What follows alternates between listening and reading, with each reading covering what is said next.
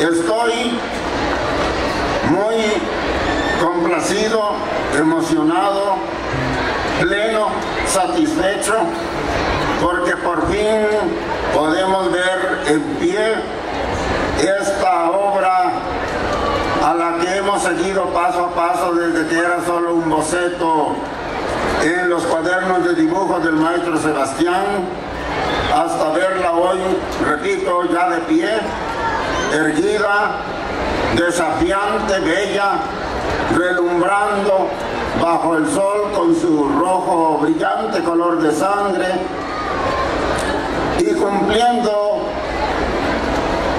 la tarea simbólica de representar la grandeza de Chimalhuacán, la grandeza de los pueblos lacustres del agua de Texcoco, la grandeza de todo el Valle de México y la grandeza de toda la cultura mesoamericana ante México entero y, como dijo el maestro, a nivel del planeta.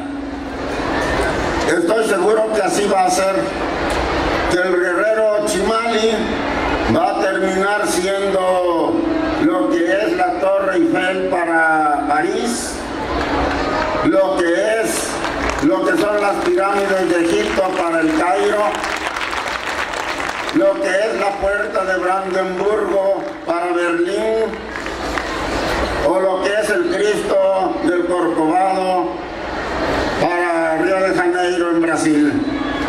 Será el símbolo de México a lo largo y ancho de nuestro planeta, este guerrero Chimali que hoy estamos inaugurando aquí en este rincón bellísimo de noble y antigua historia del oriente mexiquense, pero muy simbólico y representativo de toda la cultura mexicana y de todo el territorio nacional. Por eso estoy, contento, satisfecho, orgulloso, pleno de satisfacción, pleno de emoción por ver finalmente culminada esta obra. Yo también me sumo a las felicitaciones que ya se han hecho al Ayuntamiento de Chimalhuacán, a todos los ayuntamientos desde que se comenzó el proyecto hasta hoy que se culmina, a todos los chimalhuacanos que de una u otra manera tienen aquí puesta una gota de sudor, una gota de entusiasmo, una gota de trabajo para poder ver culminada esta obra de la manera tan exitosa como la estamos mirando.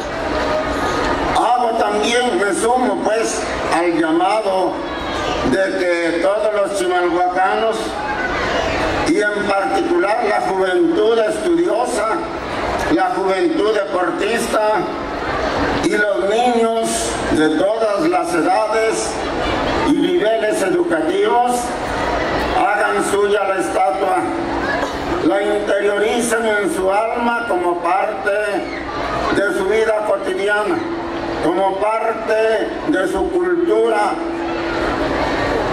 como parte de su... y por lo tanto la cuiden y la defiendan contra cualquier intento de dañarla, contra cualquier intento de deteriorarla e incluso contra cualquier muestra de abandono que pudiera venir de parte de alguna autoridad que dejara caer o bien la belleza y limpieza del entorno o bien el funcionamiento perfecto de la estructura en todas las funciones que el maestro Sebastián le ha diseñado. Los invito a que sientan la escultura como suya, porque es suya, porque de quién más es este guerrero Chimali sino de ustedes que viven aquí, de ustedes que lo rodean y que lo verán todos los días, quieran o no, porque su gigantesca estatura no permitirá que pase desapercibido para nadie. De ustedes es el guerrero y ustedes lo tienen que cuidar, y nosotros los felicitaremos y los visitaremos y los aplaudiremos cada vez que comprobemos que están cumpliendo la tarea de mantener al guerrero Chimali vivo, valiente y combativo como este primer día de su existencia pública. Ojalá que no echen en saco roto nuestras palabras, amigos y jóvenes y niños de Chimalhuacán. Yo creo, compañeros y amigos, que, como lo he dicho en otras ocasiones, a los mexicanos nos está haciendo falta a todos los niveles, en todos los ámbitos, pero particularmente en el ámbito de la educación formal, particularmente en nuestros planes de estudio, cuando menos desde la primaria hasta la preparatoria, que se vuelva a enseñar con toda atingencia, con verdadera calidad, con verdadero conocimiento de la materia y con verdadera intención de sacarle provecho y aplicaciones para la vida actual, la historia antigua de nuestro país y la historia antigua de la zona geográfica a la que pertenecemos, que es Mesoamérica y que abarca prácticamente toda América Central, aparte de México y el sur de los Estados Unidos. Es importante que la historia se vuelva a enseñar correcta y científicamente, detalladamente, puntualmente, porque la historia antigua de México encierra lecciones muy importantes y muy actuales para el México de nuestros días. No solo desde el punto de vista positivo, desde los ángulos positivos de esta historia, que son muchos y que ya repasaba brevemente Telésforo a leer palabras que yo dije en otro momento y que aquí no puedo repetir porque yo siempre hablo de memoria y ya se me olvidó lo que dije entonces. Pero estoy seguro que he dicho y dije que la cultura mesoamericana y en particular la que se desarrolló en lo que hoy es el territorio de México tuvo aportaciones grandes, tuvo aportaciones colosales para la cultura universal, casi tan importantes, dije y digo, como las que hizo la cultura egipcia, o como las que hizo la cultura mesopotámica, o las culturas, porque fueron varias de la Mesopotamia, o las que hizo la cultura china o la cultura india. Los mexicanos sabían escribir. Su escritura no era alfabética, no era fonética, pero era una escritura muy evolucionada y eficiente. Los llamados libros pintados, los amostli, eran verdaderas obras de arte. Y quienes aprendían a leerlas en el Calmecac, que era la escuela para la nobleza, leían un libro pintado, un amostli, con la rapidez, fluidez y precisión con que nosotros leemos ahora nuestro alfabeto contemporáneo. Y allí estuvo escrita la historia del pueblo mexicano y de todos los pueblos del Valle de Anáhuac y de Mesoamérica. Esos libros desaparecieron porque el fanatismo español hizo con ellos una gigantesca tira y los quemó porque dijeron que eran cosas del diablo. Y nos quedamos un tanto oscuras por ese lado. Y ahora se dice que el pueblo mexicano era un pueblo que vivía casi en el salvajismo, lo que no es cierto. El pueblo mexicano hizo filosofía, hizo poesía, hizo música.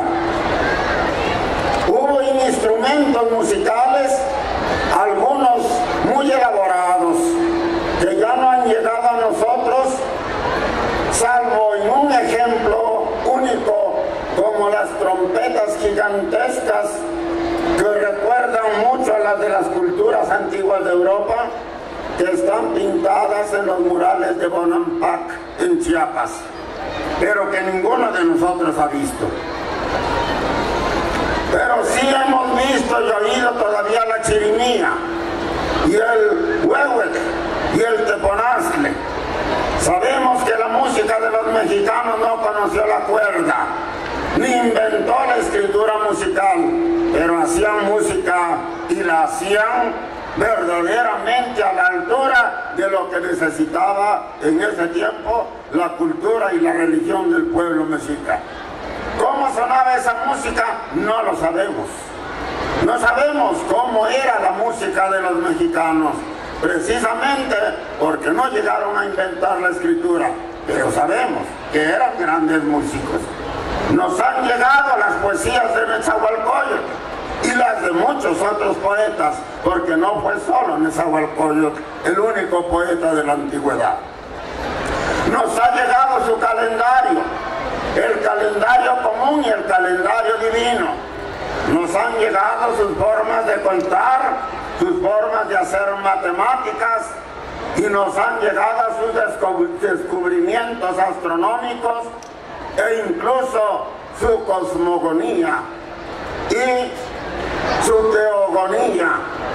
Allí está Teotihuacán, que quiere decir precisamente donde nacen los dioses. Era una cultura esplendorosa. Cuando Hernán Cortés y su ejército de aventureros mercenarios, no los insulto, eran eso, soldados de paga, aventureros mercenarios, divisaron a la gran Tenochtitlan en el ahora llamado Paso de Cortés, entre los dos volcanes. Se quedaron asombrados del aspecto que ofrecía la capital del imperio de los mexicas. Era una ciudad sobre la laguna, conectada con tierra firme a través de calzadas rectas, limpias, bellísimas, anchas para el tránsito de los peatones y de los que cargaban entonces los camemes, y sus calles estaban alineadas y sus edificios alveaban, y la limpieza existía por todos lados, y el mercado de Tlatelolco, un mercado gigantesco, funcionaba en orden perfecto y en perfecto respeto de la riqueza que allí se comerciaba.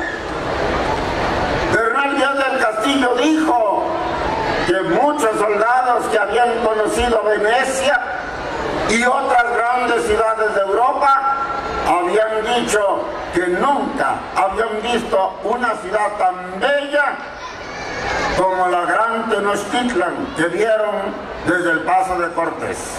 Lo digo para que nos demos cuenta de lo que éramos y de lo que hemos perdido. Ahora la Ciudad de México es una inmensa tolvanera, una inmensa urbe caótica de cemento, asfalto, lleno de carros, de humo y de polución, y con una naturaleza, con una vegetación muriente debido a la contaminación que tenemos.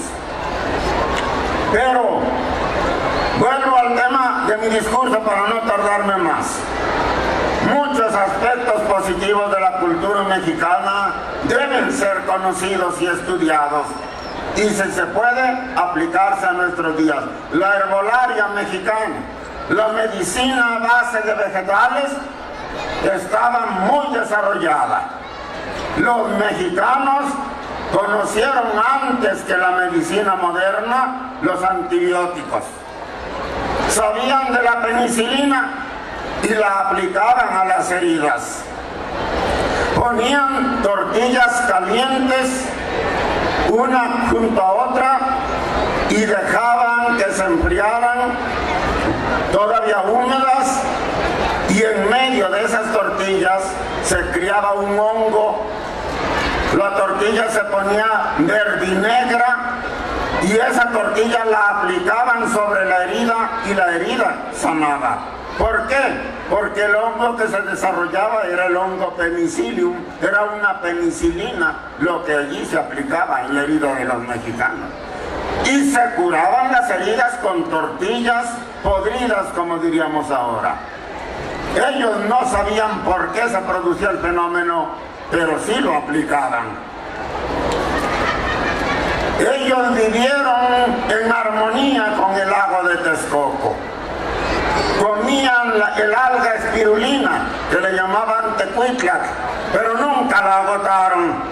Comían el huevo de mosco, el aguautli, del mosco que ellos llamaron axayacatl, o sea, máscara del agua, porque el mosco se pone sobre la superficie del lago y lo tapa completamente. Eran tantos los moscos que se depositaban que tapaban el agua como una máscara tapa el rostro de la gente, y por eso le llamaron a ese mosco axayacatl, máscara del agua. Y del huevo de ese mosco hacían guisos sabrosísimos que todavía tenemos algunos la fortuna de paladear. Pero hay también enseñanzas negativas que no debiéramos olvidar. La principal, la caída de Tenochtitlan, porque los mexicanos y los pueblos cercanos a México no lograron hacer una unidad para defenderse de la invasión de los españoles. Y eso se debió a que el imperio mexicano estaba extendiendo su dominio sobre otros pueblos y culturas, y aunque ese dominio era bastante suave, era bastante racional, de todos modos lesionaba el espíritu localista y extraía riquezas y cobraba tributos a veces altísimos a esos pueblos, y esos pueblos se hicieron enemigos de los mexicanos y de la gran triple alianza de la que nos hablaban aquí los compañeros dirigentes del programa. La Escantlatoloyan, que formaban Texcoco, Tlacopan y México, Tenochtitlan. Por eso cuando Hernán Cortés llegó, esos pueblos sojuzgados por los mexicanos, por la triple alianza, se aliaron a Hernán Cortés y fueron ellos los que conquistaron la capital de los mexicas. Ya está dicho, y yo nomás lo repito para sintetizar: la conquista de México la hicieron los indios, la independencia de México la hicieron los españoles, no la hizo Hidalgo, no la hizo Morelos, la hicieron los españoles. Por eso hasta la fecha los españoles siguen siendo aquí la clase dominante, no nos engañemos. Por eso, porque ellos consumaron la independencia de México y se quedaron con la mejor parte y la conservan en sus manos hasta el día de hoy. Pues eso deberíamos estudiarlo. Deberíamos estudiarlo en tiempos turbulentos como los que estamos viviendo. Necesitamos los mexicanos entender que cuando hay crisis graves de naturaleza social, el peligro de que el pueblo se deje arrastrar a aventuras aparentemente radicales, aparentemente revolucionarias, aparentemente reivindicatorias de todo y de todos, es muy alto, y el fracaso es seguro, absolutamente seguro. Porque debo recordarles, amigas y amigos, que no es lo mismo ser radical que ser revolucionario. El radical se va contra todo, embiste como un búfalo furioso y no sabe ni lo que tumba ni lo que derriba. Pero el radical después ya no sabe qué hacer con lo que derribó. Ya no sabe cómo reconstruir lo que deshizo. El revolucionario no hace eso. El revolucionario trabaja con un plan, con un propósito, con un camino previamente establecido, con un método perfectamente racionado, perfectamente analizado y discutido para garantizar al máximo que se va a llegar a la meta que se propone y para saber qué hacer cuando ya se ha llegado a esa meta y cómo realizar las transformaciones que el pueblo necesita. Por eso una coyuntura como la que vive México es una coyuntura que ofrece grandes posibilidades para los revolucionarios, pero también es terreno abonado para los radicales. ¿Qué camino debe seguir el pueblo de México? ¿Por dónde nos debemos de ir? ¿Tras de los radicales?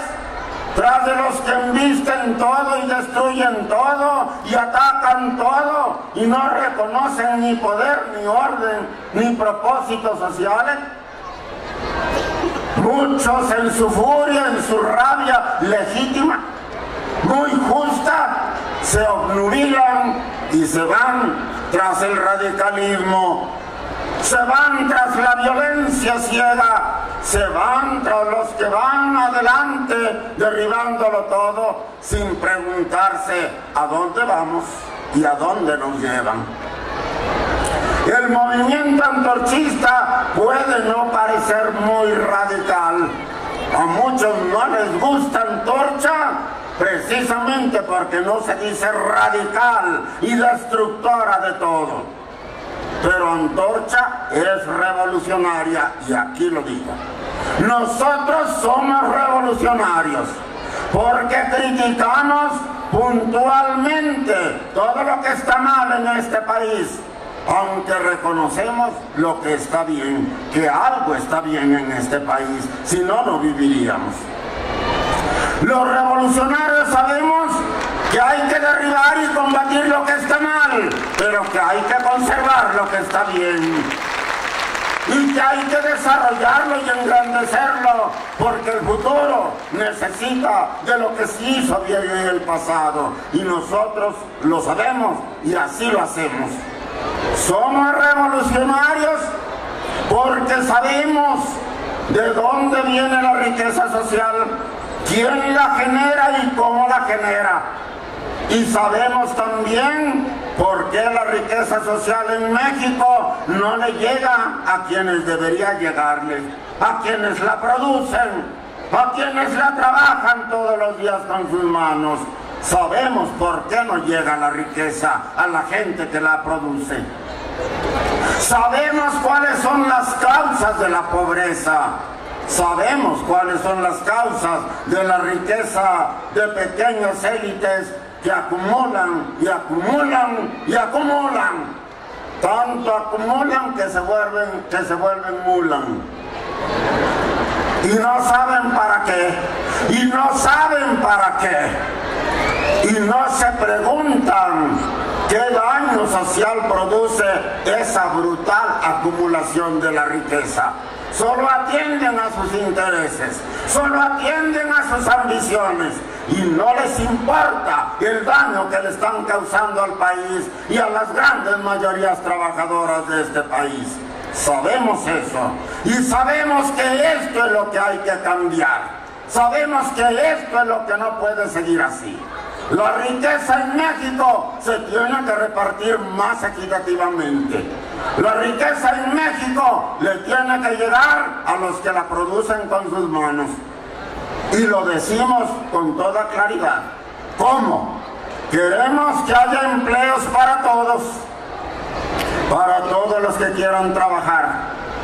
Basta ya de ambulantes, basta ya de limosneros y de limpiaparabrisas Basta ya de niños de la calle, basta ya de seguir yendo a entregar el sudor del mexicano a los gringos que nunca lo agradecen y siempre nos humillan y nos pisotean. Basta ya de eso, que haya trabajo aquí para todos los mexicanos, porque la patria da para eso y más. Decimos que se tiene que pagar correctamente el trabajo del mexicano. No puede seguirse pagando 70 pesos de salario mínimo, no puede. Esto ya no aguanta más. Y el mexicano produce lo suficiente para que haya un aumento de salario sustancial. Yo creo que el salario mínimo debería subir no menos del 100% aquí en México, si queremos que se pare la ola de descomposición y de violencia. El salario mínimo se tiene que doblar en el país. Se tiene que cambiar la política impositiva, porque todo el mundo lo sabe, aunque no todo el mundo lo quiere decir en público. Aquí en México solo pagan impuestos los pobres y los trabajadores. Los ricos no pagan impuestos. ¿Y qué consecuencia trae esto? Que los pobres se hacen más pobres porque el fisco los explota. Y los ricos se hacen más ricos porque no pagan nada. Y esto tampoco puede seguir así. Esto tampoco se vale. Tienen que pagar impuestos, y muchos impuestos, los que se benefician del trabajo de la nación. Y los pobres debemos de dejar de pagar cuando menos los impuestos indirectos, porque ahora pagamos impuestos en el salario y luego pagamos impuestos al comprar refresco y al comprar zapatos y al comprar ropa, pagamos IVA. Y por eso dicen algunos que se acabó el IVA, porque antes iba para acá, iba para allá, me paseaba y ahora ya no se puede, se acabó el IVA. Se lo consumió el verdadero IVA, el que pagamos en todas las mercancías que compramos. Eso se debe acabar. Y se puede acabar si se hace que paguen impuestos los que acumulan las grandes fortunas en este país, que hoy no lo están haciendo. Y finalmente, el gobierno debe gastar más en el pueblo y menos en los ricos, porque ahora hace exactamente lo contrario. Según el propio presidente, en un libro que publicó cuando candidato, del total del dinero que recauda el gobierno, para el 20% más alto se gasta el 32% del presupuesto. 32, recuerden la cifra. Y para el 20% más jodido se gasta apenas el 13%. 20 puntos porcentuales de diferencia en favor de los ricos. Y eso dice el actual presidente de la República en un libro. Ni modo que digan que miento, ahí está el libro. Y por eso, si el pobre pide agua, no hay. Escuela, no hay. Medicina, no hay. Educación, no hay. No alcanza para nada. Claro, ¿cómo va a alcanzar si el presupuesto está orientado hacia las clases altas? Esto debe cambiar. El gasto del gobierno se debe dirigir hacia el pueblo, porque el pueblo es el que produce la riqueza y el pueblo es el que sufre la pobreza de manera más masiva y lacerante. Por eso se tiene que cambiar eso.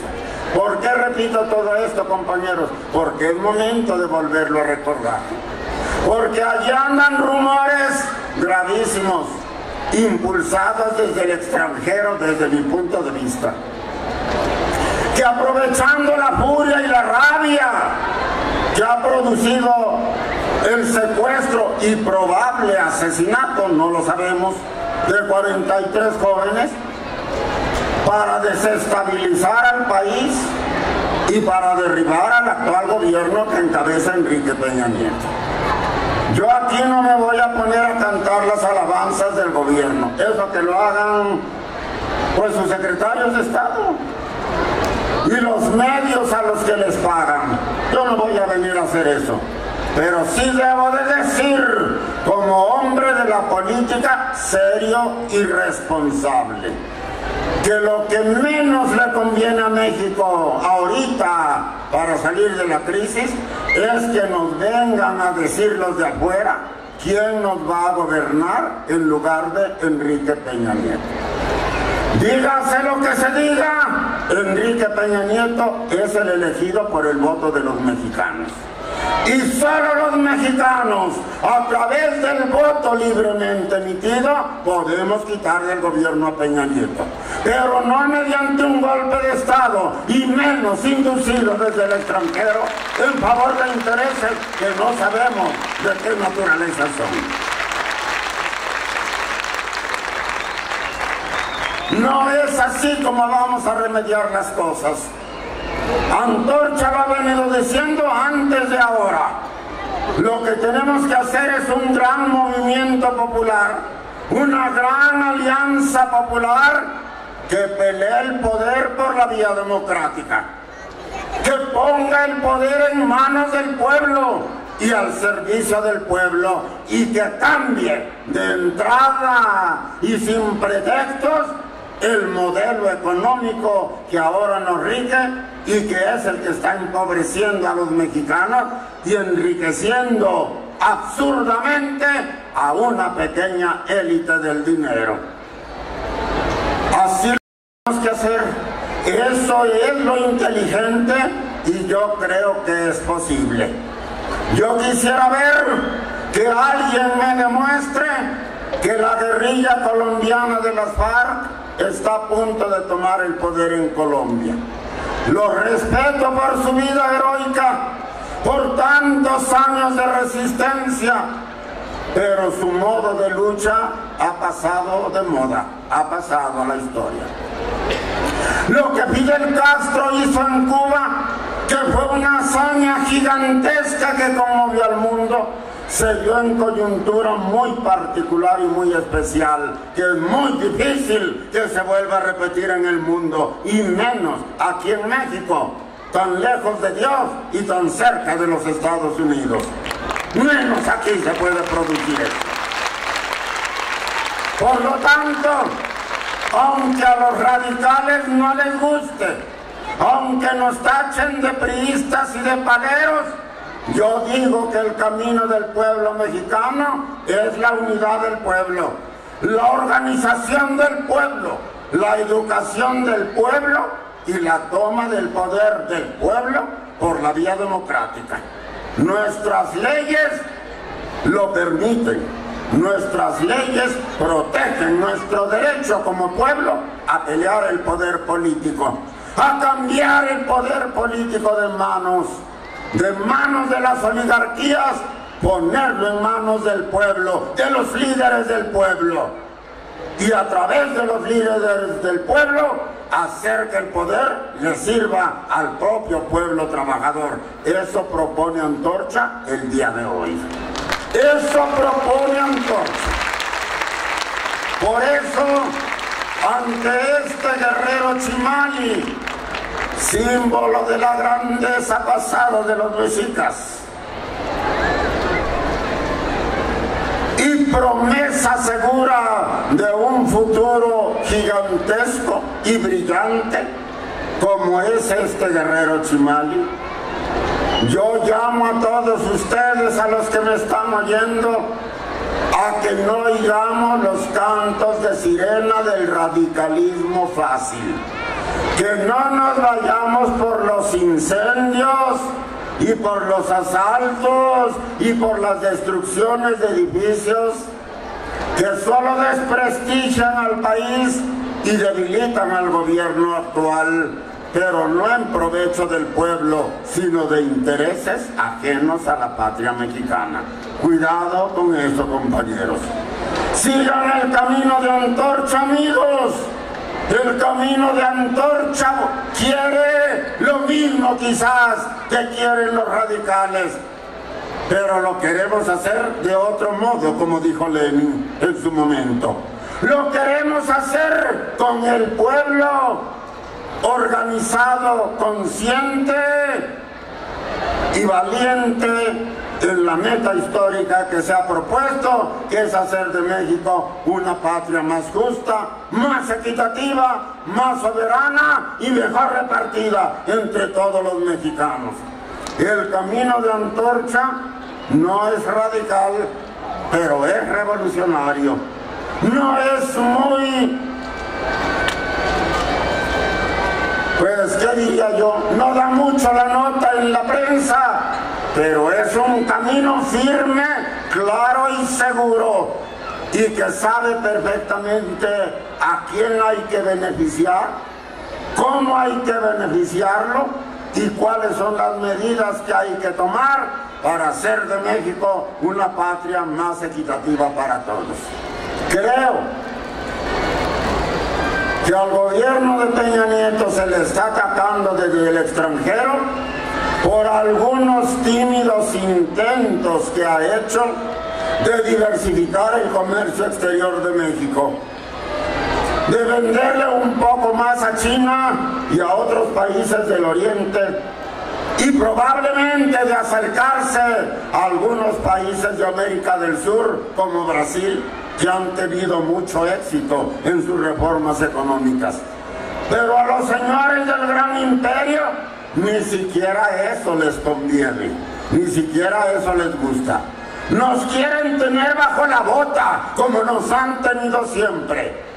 Y como probablemente han advertido algunos gestos de soberanía y de independencia del gobierno de Peña Nieto, ahí los tenemos encima, ahí los tenemos minando las bases del actual gobierno y queriéndonos llevar al caos para imponernos a un gobierno títere pro-yanqui que haga las cosas como a ellos les pegue la gana.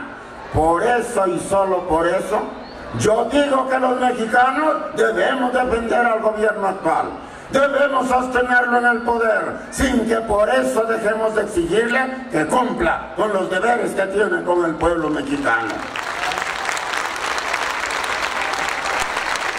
Esto es dialéctico, esto es dialéctico, apoyo y combate, apoyo y presión, apoyo y exigencia de cambio.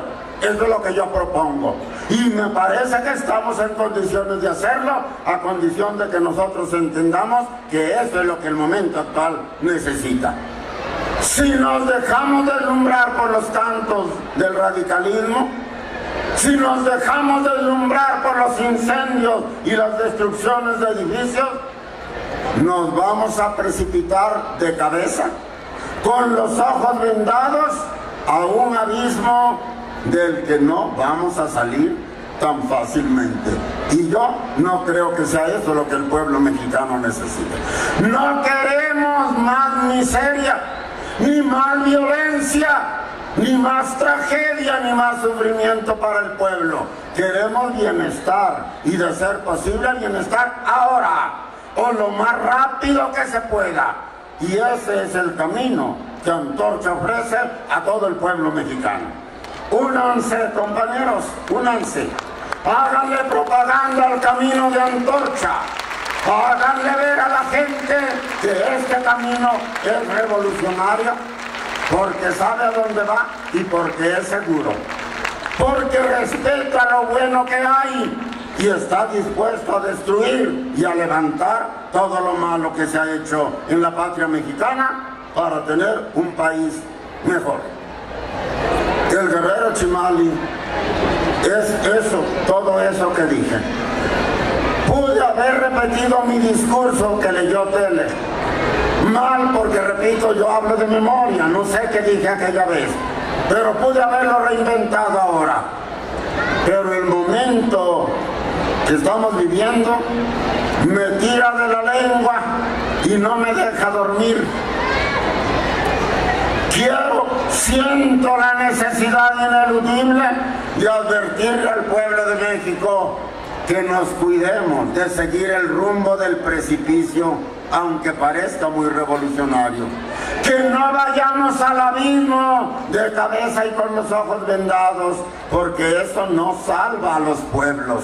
que sí ganas el camino de Antorcha, que sí sabe lo que quiere y sabe cómo lograrlo. Y este guerrero Chimali es una prueba de que no hablo en vano. Termino ya, compañero.